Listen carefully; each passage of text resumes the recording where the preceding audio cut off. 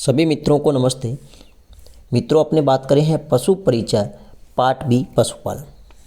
अपना टॉपिक चल रहा है पशुओं का प्रबंधन और आज की क्लास में अपने बात करेंगे पशुओं में प्रजनन प्रबंधन। इससे पहले 29 क्लास अपनी क्या हो चुकी है कंप्लीट। लगभग मानकर चलो अपना जो पशुपालन का जो पार्ट है इसमें 75 से 80% कवर कर चुके हूँ अपने पाठ्यक्रम। 75 से 80% मात्र और मात्र अपने बात करें तो 10 या 12 वीडियो या 15 अधिकतर कह सकते हैं अपने 15 वीडियो शेष हो रही है पशुपालन की। तो इसके बाद अपने शुरुआत करेंगे राजस्थान की कला संस्कृति, या फिर देखते हैं राजस्थान की कला संस्कृति है उसकी अपनी क्लास शुरू करेंगे होली के बाद।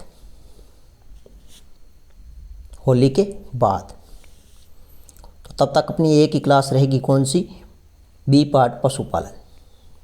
उसके बाद में हो सकता है अपने साथ में पशुपालन की एक, जैसे अभी बात करें हैं पशुओं का प्रबंधन, तो इसमें पार्ट अलग अलग है। कम से कम छोटे छोटे कितने भाग हो चुके हैं? 10 हो चुके हैं। तो इनको एक ही साथ अपने कंप्लीट एक ही वीडियो में कंप्लीट करेंगे। तो ये भी एक रिवीजन क्लास भी शुरू कर सकते हैं।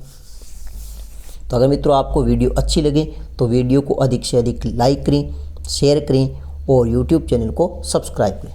तो शुरुआत करते हैं आज की अपनी क्लास पशुओं में प्रजनन प्रबंधन।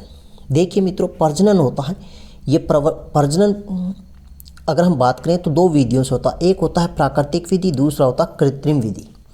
प्राकृतिक विधि की अगर हम बात करें तो इसमें क्या होता है, नर व मादा समागम करके नए जीव को उत्पन्न करना क्या कहलाता है? प्राकृतिक विधि। नर और मादा आपस में क्या करेंगे? समागम मतलब संभोग, जिससे उत्पन्न होगा क्या? एक नया जीव। इसे हम क्या कहते हैं? प्राकृतिक प्रजनन की विधि। इसमें ध्यान रखना, प्राकृतिक प्रजनन विधि है, इसमें 1 वर्ष में 1 सांड के द्वारा 80 से 100 मादाओं को प्रजनित करवाया जाता है। ये ध्यान रखना, कितनी? 80 से 100। नेक्स्ट अगर हम बात करें नंबर 2 हमारे पास में कृत्रिम योनि विधि। कृत्रिम योनि विधि, इसमें क्या होता है? मादा पशु के हिट में आने पर विशेष प्रकार से प्रजनन कराना क्या कहलाता है? कृत्रिम योनि विधि। कृत्रिम योनि विधि में 1 वर्ष में एक नर पशु द्वारा 1000 से लेकर 2000 गायों को गर्भित करवाया जा सकता है या प्रजनित करवाया जा सकता है। अधिकतर अपने माने तो इसमें कोई फिक्स नहीं, 1000 से 2000, इसमें 5000 भी हो सकता है, इसमें 50,000 पशुओं को भी गर्भित करवाया जा सकता है। ये ध्यान रखना। जो कृत्रिम योनि विधि है मित्रों, इससे ध्यान रखना गर्भाधान की संभावना 65% से क्या होती है? अधिक होती है। तो ये भी आपके लिए वेरी वेरी इंपॉर्टेंट हो सकता है कि कृत्रिम गर्भाधान में गर्भाधान की संभावना कितने प्रतिशत से अधिक होती है? तो कितनी? 65% से अधिक। अब वेरी वेरी इंपॉर्टेंट की अगर हम बात करें तो 1322 में अरब के एक सरदार ने घोड़ी पर कृत्रिम प्रजनन करवाया था, ये ध्यान रखना। इसके बाद में ध्यान रखना 1780 में विश्व में सर्वप्रथम स्पेलेंजी वैज्ञानिक ने इटली में कुतिया पर कृत्रिम प्रजनन का प्रयोग किया। यह ध्यान रखना 1780 में। लेकिन अपने काम का है वो है वेरी वेरी इंपॉर्टेंट 1939 में सर्वप्रथम भारत में गर्भाधान dairy farm Mysore Karnataka doctor Sampath Kumar ने, इस डॉक्टर का नाम याद रखना, डॉक्टर संपत कुमार ने कृत्रिम प्रजनन विधि की शुरुआत की। तो ये ध्यान रखना भारत में है, भारत में प्रथम बार, भारत में वेरी वेरी इंपॉर्टेंट। तो भारत में सर्वप्रथम कृत्रिम प्रजनन विधि की शुरुआत कब हुई? तो ध्यान रखना 1939। किसने की? डॉक्टर संपत कुमार ने। कहाँ की? मैसूर कर्नाटक। और मैसूर कर्नाटक में फार्म कौन सा था? गर्भाधान डेयरी फार्म। नेक्स्ट अगर हम बात करें तो 1943 में इलाहाबाद में भैंस के बच्चा और बच्चे का नाम है प्रथमा, क्या नाम है, प्रथमा, पैदा हुआ था। वो किस विधि से हुआ था, कृत्रिम योनि विधि से या प्रजनन विधि से। ये ध्यान रखना, भैंस का बच्चा है क्या, प्रथमा। इसके बाद में ध्यान रखना, भारत में राज प्रथमा ये एक क्या है, घोड़े की नस्ल है, जो कहाँ से विकसित की गई है, बीकानेर से, और ये भी किस विधि से, कृत्रिम प्रजनन विधि से। तो राज प्रथमा ध्यान रखना घोड़े की नस्ल है, जबकि प्रथमा यह किसका बच्चा है, भैंस का बच्चा है। इसके साथ में यह भी ध्यान रख लेना, गंगा ध्यान रखना एक गिर गाय है। गाय की कौन सी नस्ल है, गिर गाय की क्लोनित नस्ल है। यहाँ पर ए नहीं है, कै है, आधा कै, क्लोनित नस्ल है। तो नेक्स्ट अगर मित्रों अपने बात करें तो ध्यान रखना, वीर्य एकत्रित करना, वेरी वेरी इंपॉर्टेंट, वीर्य एकत्रित करना। देखिए कृत्रिम योनि है वो कितने डिग्री कोण पर रखी जाती है, तो कृत्रिम योनि है उसको ध्यान रखना, वीर्य एकत्रित करेंगे उसमें कृत्रिम योनि का कोण है वो 45 डिग्री पर रखकर एकत्रित किया जाता है, ये ध्यान रखना। तो कृत्रिम योनि विधि में योनि कितने डिग्री कोण पर रखा जाता है, ये ध्यान रखना, 45 डिग्री कोण पर। कृत्रिम योनि विधि में योनि की जो लंबाई है वो कितनी होगी, 60 सेमी, और जो चौड़ाई है वो कितनी रहेगी, 6.5 सेमी, वेरी वेरी इंपॉर्टेंट। कृत्रिम योनि विधि में ध्यान रखना, कृत्रिम योनि का तापमान भैंस में 39 डिग्री रखा जाता है। कितना डिग्री रखा जाता है, 39 डिग्री। तो भैंस में ध्यान रखना कृत्रिम योनि विधि में तापमान कितना रखा जाता है, तो ध्यान रखना 39 डिग्री सेल्सियस। अगर हम बात करें कृत्रिम योनि का तापमान गाय में कितना रखा जाएगा, तो 41 डिग्री सेल्सियस रखा जाता है। तो वेरी वेरी इंपॉर्टेंट है गाय और भैंस में कृत्रिम योनि का तापमान। इसके बाद में ध्यान रखना वीर्य निस्तारण क्षमता, मतलब एक पशु से एक बार में कितना वीर्य एकत्रित किया जा सकता है, इकट्ठा किया जा सकता है, मतलब निस्तारण क्षमता। तो देखिए मेंढे से अगर हम बात करें तो ध्यान रखना वीर्य की बात करें या किसकी, वीर्य की, तो मेंढा ध्यान रखना 1 ml, यहाँ पर क्या कर दिया मैंने 10-8 लिख दिया, 1 ml कितना रहेगा, 1 ml, कितना 1 ml। तो मेंढा है इससे 1 ml वीर्य, सांड है सांड से 8 ml, कुत्ता है इससे 12 ml वीर्य निस्तारण किया जाता है, और घोड़ा है इससे 70 ml, कितना 70 ml, और सूअर है इससे ध्यान रखना 250 ml, मतलब सर्वाधिक। ये प्रश्न पूछा गया है, ये ध्यान रखना वेरी वेरी इंपॉर्टेंट है कि सर्वाधिक वीर्य निस्तारण क्षमता तो किसकी होती है, सूअर की होती है। कितनी है, 250 ml, 250 ml। तो मेंढे की कितनी है, तो मेंढा है इसकी ध्यान रखना 1 ml है, सांड की 8 ml है, कुत्ता की 12 है, घोड़ा की 70 है, और सूअर की सर्वाधिक है, सबसे अधिक है, वो कितनी है, 250 ml। नेक्स्ट ध्यान रखना सीमेन है संग्रहण, मतलब वीर्य का संग्रहण। तो ये ध्यान रखना वीर्य का संग्रहण है एक नर पशु से सप्ताह में केवल कितनी बार ले सकते हैं अपने, 1 बार। कितनी बार, 1 बार। तो 1 वर्ष में कितनी बार हो गया, 1 वर्ष में 52 बार। कितनी बार, 52 बार। अब देखने सीमन संग्रह, यह वेरी वेरी इंपॉर्टेंट है, सीमन संग्रह। गाय भैंस में किस विधि से करते हैं, तो गाय भैंस में डमी विधि से किया जाता है, वेरी वेरी इंपॉर्टेंट है डमी विधि। सीमन संग्रहण मतलब भंडारण किया जाता है गाय भैंस में, तो किस विधि से किया जाता है, डमी विधि से। और भेड़ बकरी में वेरी वेरी इंपॉर्टेंट है, वो है मसान विधि। कौन सी विधि है, मसान विधि। नेक्स्ट ध्यान रखना वीर्य सेचन, यह भी वेरी वेरी इंपॉर्टेंट है, वीर्य सेचन की मात्रा। सेचन मतलब जब पशु मध्यकाल में होती है, जब पशु क्या होती है, मध्यकाल में होती है, समागम के समय संभोग की इच्छुक होती है, उस समय जो मादा की योनि में जो वीर्य एकत्रित छोड़ा जाता है तो उसकी मात्रा कितनी होती है, ये ध्यान रखना। वीर्य का सेचन की मात्रा तो 0.5 से 2 ml, 0.5 से 2 ml वो मात्रा कितनी होती है, जो अपने टीका बोलते हैं, जैसे पशुओं में गर्भाधान के लिए जो टीका लगाया जाता है पशुओं में, तो उस समय वीर्य वीर्य की मात्रा कितनी होती है, तो ये ध्यान रखना कितनी होगी, 0.5 से 2 ml। अब ध्यान रखना गाय भैंस में कौन सी विधि है वीर्य सेचन की, तो रेक्टल वेजाइनल विधि। और भेड़ बकरी में ध्यान रखना कौन सी है, वेजाइन स्पेकुलम विधि। तो भेड़ बकरी में वीर्य सेचन की कौन सी विधि है, तो वेजाइनल स्पेकुलम है। और जबकि सीमन संग्रह मतलब वीर्य भंडारण तो विधि कौन सी है, भेड़ बकरियों में सान विधि है। और गाय भैंस में कौन सी थी, डम्मी विधि है। तो दोनों ही वेरी वेरी इंपॉर्टेंट है, ध्यान रखना। और गाय भैंस में वीर्य सेचन की विधि कौन सी है, रेक्टल वेजाइनल विधि। नेक्स्ट अगर मित्रों अपने बात करें तो ध्यान रखना वीर्य का परीक्षण, यह भी इंपॉर्टेंट है, वीर्य का परीक्षण। तो वीर्य का परीक्षण एक विधि आती है जिसका नाम है ब्रोमोथाइल बल्यू कैस्टालेज, या आपने कह सकते हैं BBC, शॉर्ट में अगर आपसे पूछे तो BBC, ब्रोमोथाइल बल्यू कैस्टालेज। और वीर्य इससे क्या होता है, वीर्य का pH व शुद्धता का परीक्षण किया जाता है। तो आपसे पूछा जा सकता है कि वीर्य का pH व शुद्धता का परीक्षण किया जाता है, तो वो कौन सी विधि है, तो वो है ब्रोमोथाइल बल्यू कैस्टालेज। और जो ये वीर्य होता है, वीर्य का pH अगर आपसे पूछे तो वो कितना रहेगा, 6.7। वीर्य का pH मान कितना होता है, 6.7।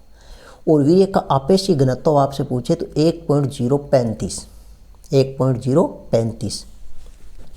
अगर आपसे पूछ ले भैंस के वीर्य का pH मान, किसका,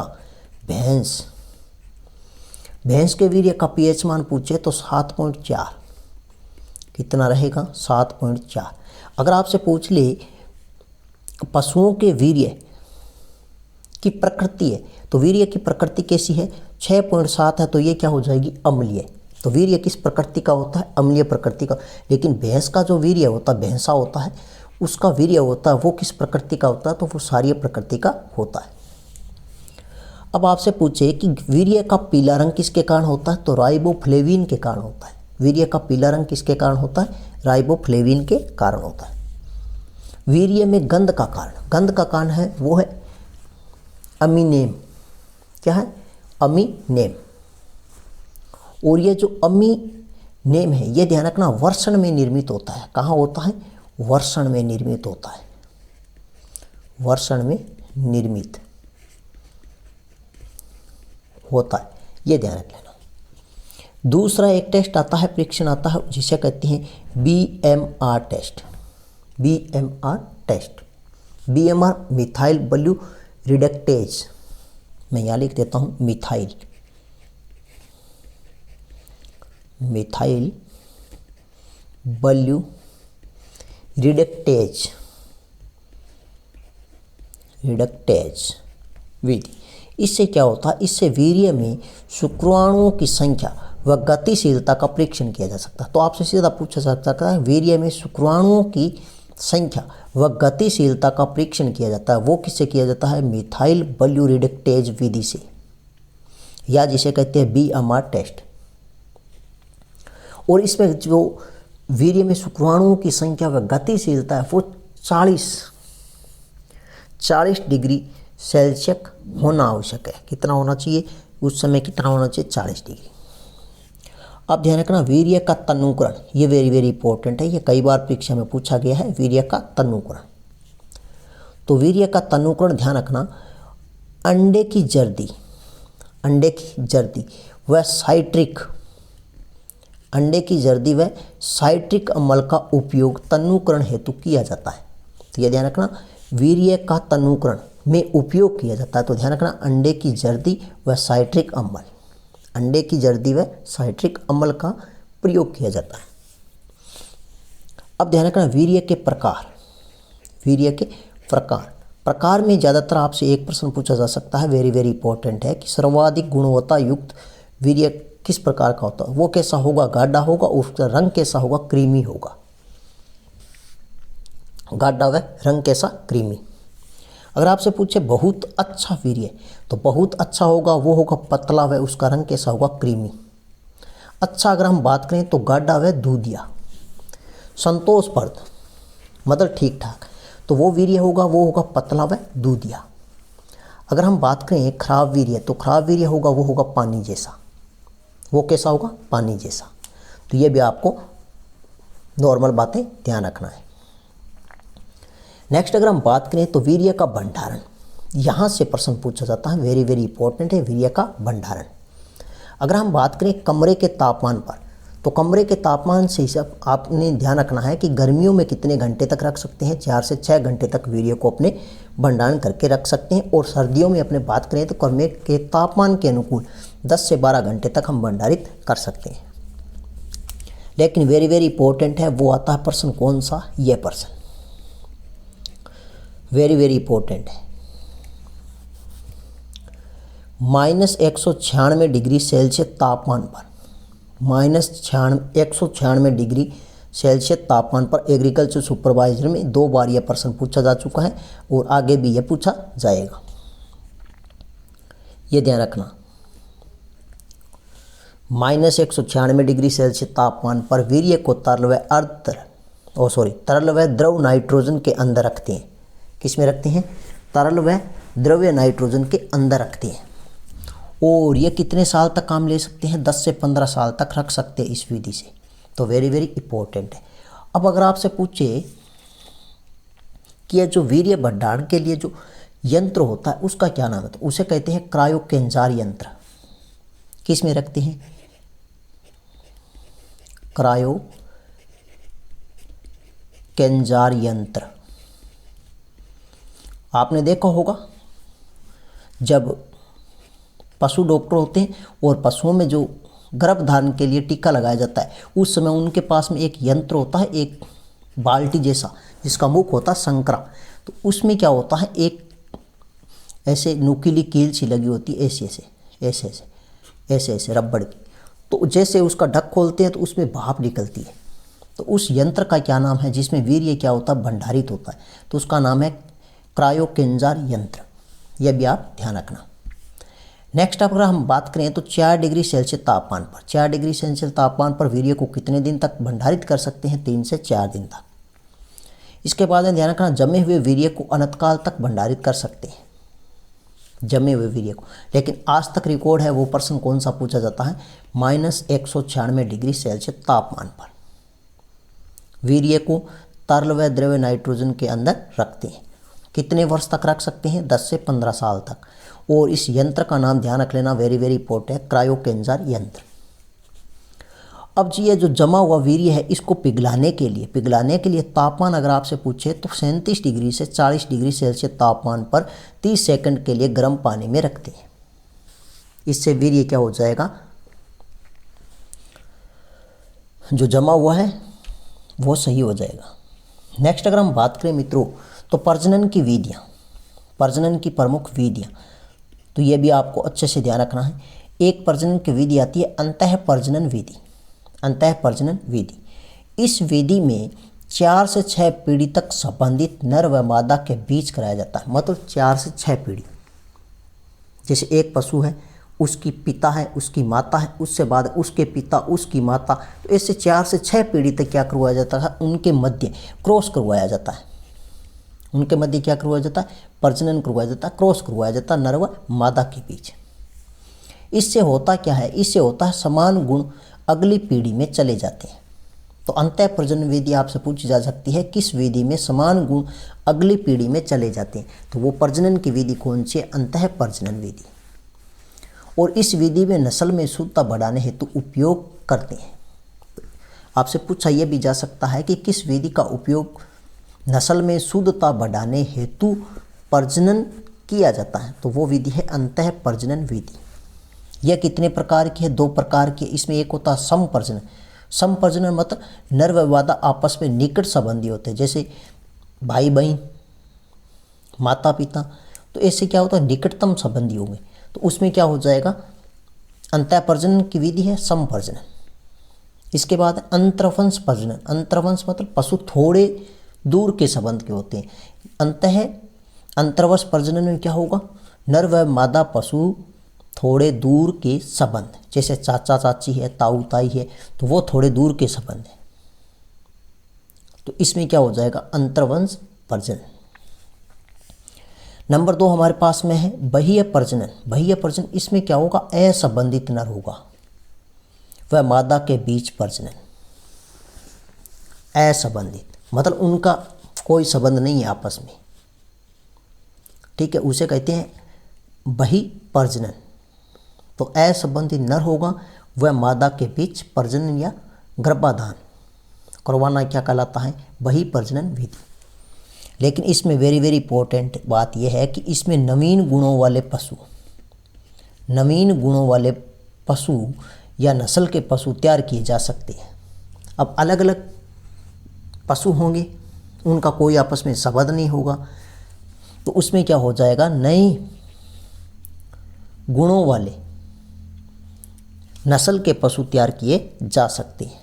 तो इसे कहते हैं बहीय प्रजनन विधि। अब इसकी एक विधि आती है भिन्न संकरण। इसमें क्या होगा, एक शुद्ध नस्ल के असंबंधित नर व मादा के बीच प्रजनन। एक शुद्ध नस्ल है जिसमें असंबंधित नर व मादा के बीच, तो उसे कहते हैं भिन्न संकरण।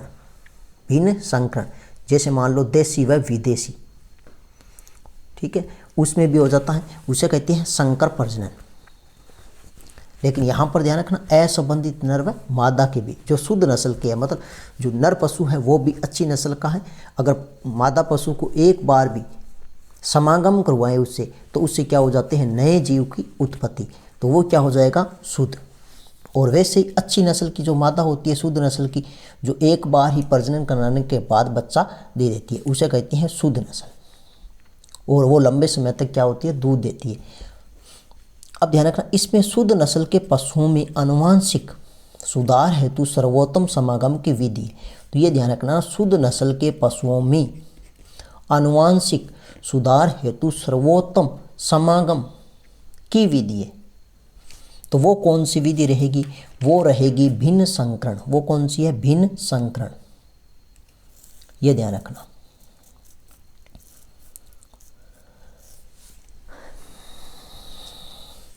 नेक्स्ट अगर हम बात करें क्रमोन्नति बही प्रजनन।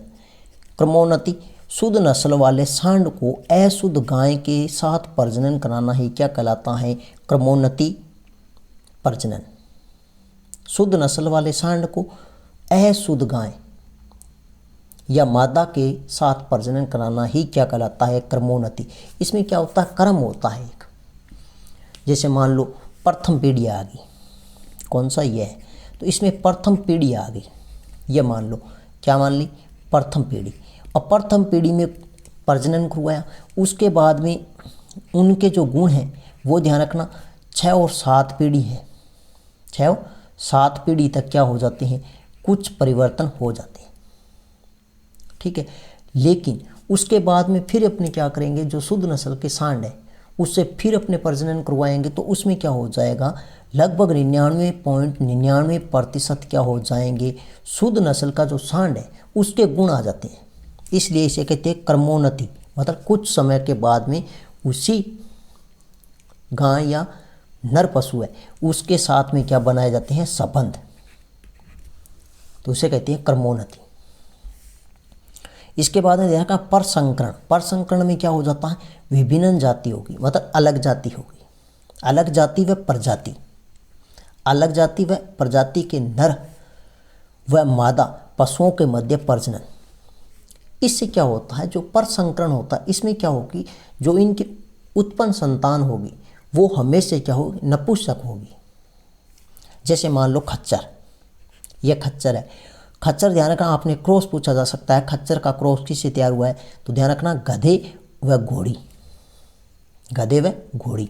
तो इसमें नर है वो गधा है और मादा है वो क्या है, घोड़ी है। तो ये क्या होगी, अलग अलग जाति है, अलग अलग प्रजाति है।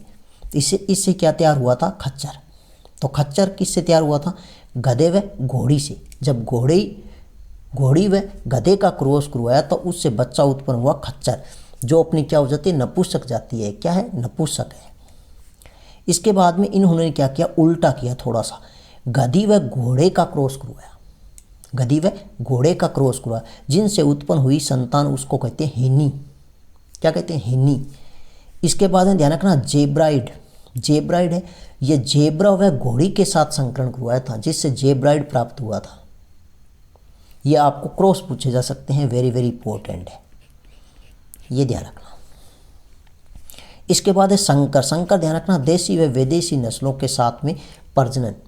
देसी या तो मादा होगी या फिर नर होगा, ठीक है।